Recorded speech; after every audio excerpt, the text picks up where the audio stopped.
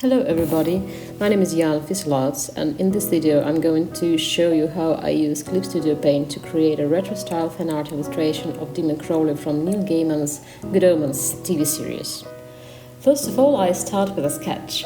To do so, I use the flat marker brush from the Clip Studio Paint basic brush set because I personally find it very suitable for sketching because of its character.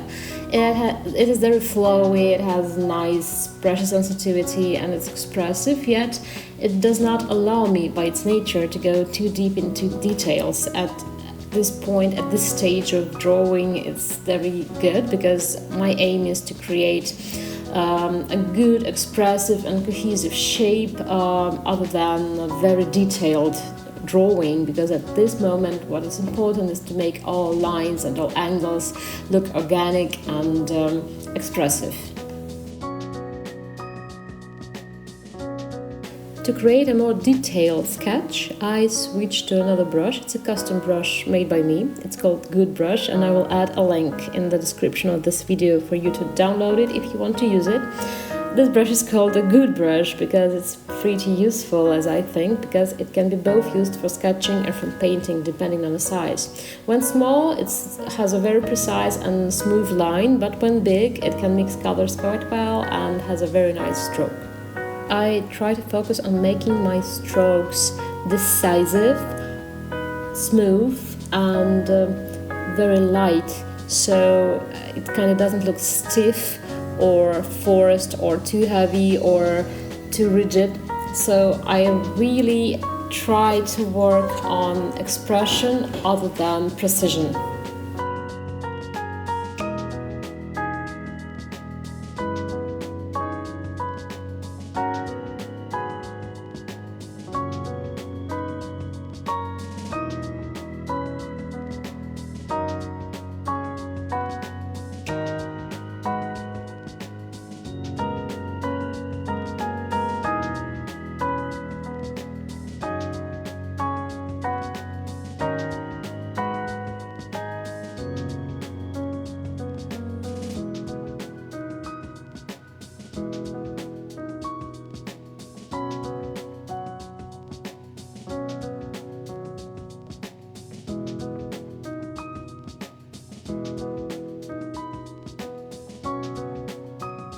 I realized that my proportions are not too good, that the head is too big, so I chose the lasso tool, selected the head and used the transform tool in the bar to make the head smaller and adjust it to the side of the body. This is a very useful tool for you. You can always do that, especially at this point when you create the sketch. This sketch is going to work as a guideline, not the exact thing which will stay in the painting. This is why I only suggest how the folds of the fabric may go, or the hair strands, or any other small details which I need to plan but don't really have to make them very exact and nice and clean.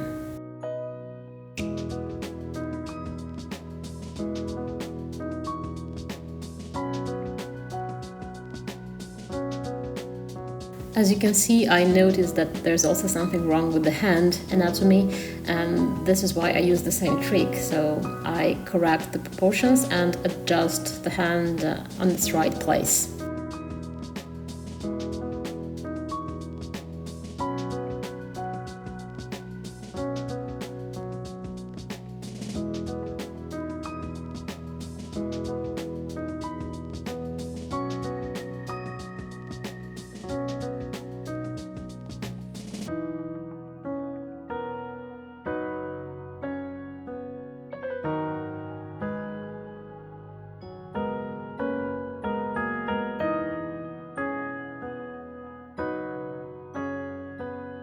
I remove the first layer, the basic pose layer, and now I can see if my sketch really works. And it does. The shapes is quite expressive and we can see the pose, and everything seems almost intact. I add a little interest by adding more edgy lines, more angles, because the character is very edgy himself, so I try to show it through the shapes of my drawing. I create another layer underneath my sketch layer, and this is going to be my body layer. So I select the whole body, which is going to be black, avoiding only the face, the hair and the hands. I select this as a whole shape and then use the fill tool to fill it with the color of my choice, which is a very, very dark reddish black or something like this, because I prefer my blacks to be tinted a little bit to avoid dullness and artificial look. Then I create another layer, which is going to be my skin layer or skin and hair layer, and do the same thing. I select the hand shapes, the shape of the head, and then fill it with the bright orange color, also with the fill tool.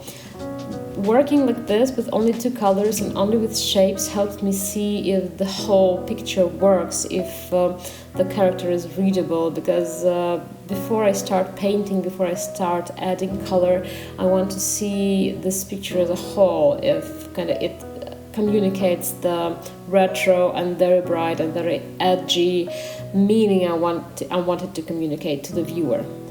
When I do speed paints like this, I prefer to use the layer mask method, not only with this sort of drawings. I kind of use it quite often, but especially with speed paint because it really saves time.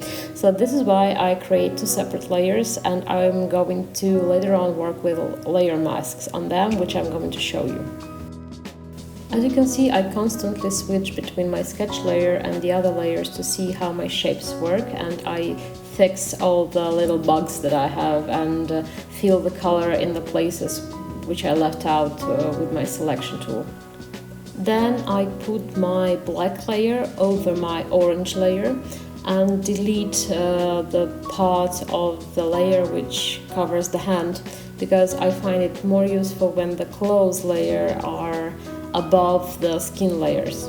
At this point I decided that I need a background color to see how my colors work, so I added another layer which is going to be underneath all of my working layers, and use the fill tool to create a background of this sort of grayish dark blue color which complements the orange and the reddish black really well. So the time has come to use the layer mask method. I create a separate layer above my head and face orange layer and turn it into a layer mask by clicking the layer mask icon, which you can see above the layers. It's kind of two circles, one above the other. This function helps me to draw above the selected layer without hurting it. Layer mask basically works as a sort of inverted masking tape, because I will only be able to paint above that part of the lower layer which I painted orange, so my strokes won't come out of the border of my previous layer. I find this tool extremely helpful and time-saving, not only because it stops me from ruining my previous work, but also helps me to create very hard edges when I need them, without really having to select the pieces of the drawings which need to be hard and really precise. I switched to flat marker brush once more to drop in some color. I'm going to work with very bright and flamboyant colors because this is a retro illustration. That's why I choose a very saturated teal blue and a little bit of cool pink. I think those colors really work well with orange, so I suggest that I have two separate light sources, probably from a night cityscape or something like this. Adding those highlights, I keep in mind that actually light and dark, shadow and light, are there to create and to show form. So I mostly work on those planes which help me show the values and the shapes of the face and other elements in the picture. Once I'm done with suggesting the highlights and the colors of the light sources, I switch back to the good brush to blend them in, to create shapes and kind of sculpt the face and the hair and everything which is in this area of painting. I constantly switch between my painting layer and line art layer to see if I'm doing the face right, if I follow the face features in the right way. So sometimes I need to add a line or two, or a shadow, or a highlight.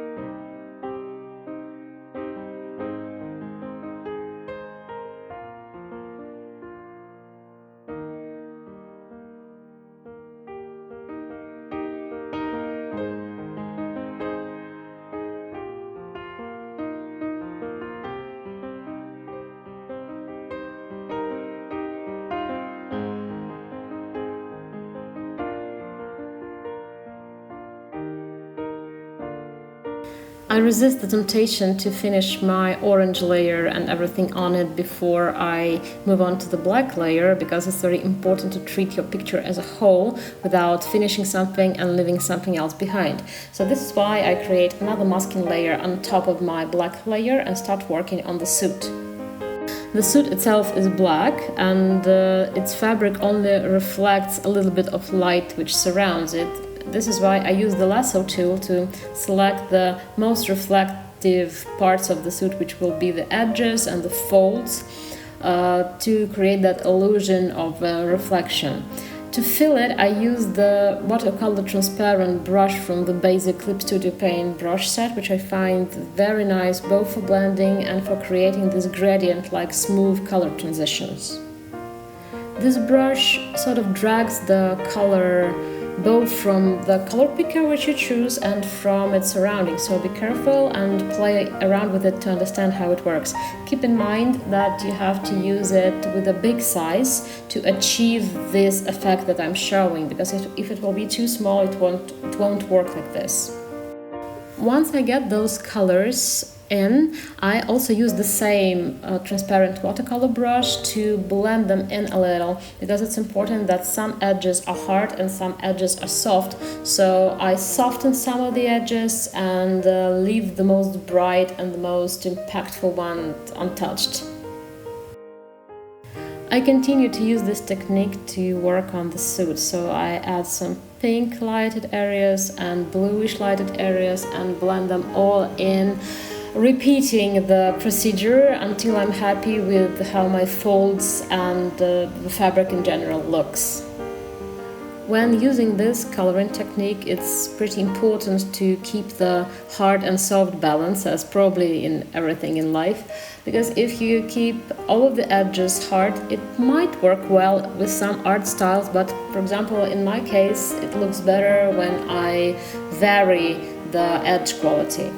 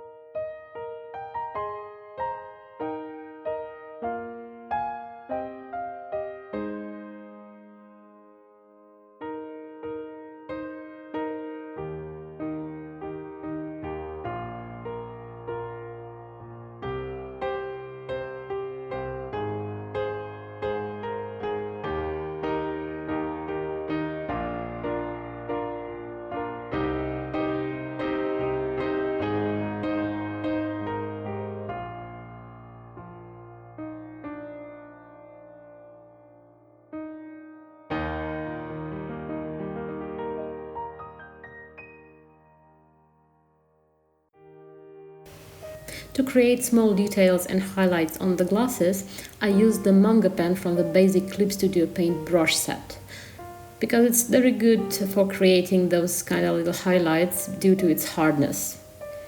I don't want to overwork this artwork, so we're almost nearly done. So I'll just work a little bit on the details, add some shadows, highlight some hair strands, clean up some edges, so do a finishing work overall, just trying to clean up the mess I've drawn.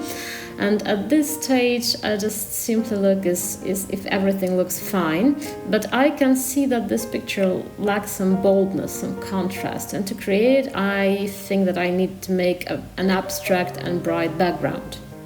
This is where using separate layers is going to be very useful, because I can create a layer between my color background and the rest of the painting and work directly on it without ruining everything, so my character is going to pop out of the background I will create.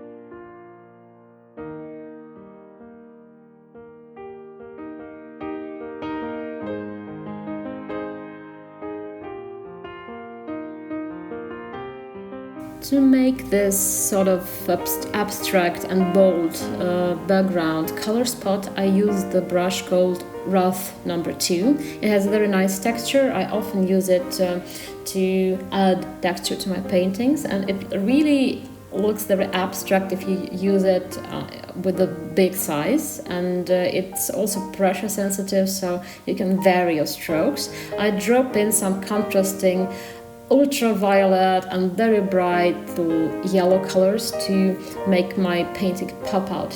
So the black will look very nice close to this yellow, and the red of the hair and orange of the hair will look also very nice, complemented by the violet. The only thing I have to keep in mind is that my hand is less saturated as the rest of the picture, the hand of my character, not mine, of course. So I also have to keep that in mind, not to lose the values. This is why I play around the colors a lot to find the best color solution. Once I'm happy with my abstract background, I see that I need to create some accent both in color and value and shape to give this picture some more interest, edge, and a finished look. So logically I see that I need the cigarette in my character's hands to have some smoke coming out of that, and this will work very well as this sort of an accent. To create this accent I use the brush which I downloaded from Clip Studio Assets.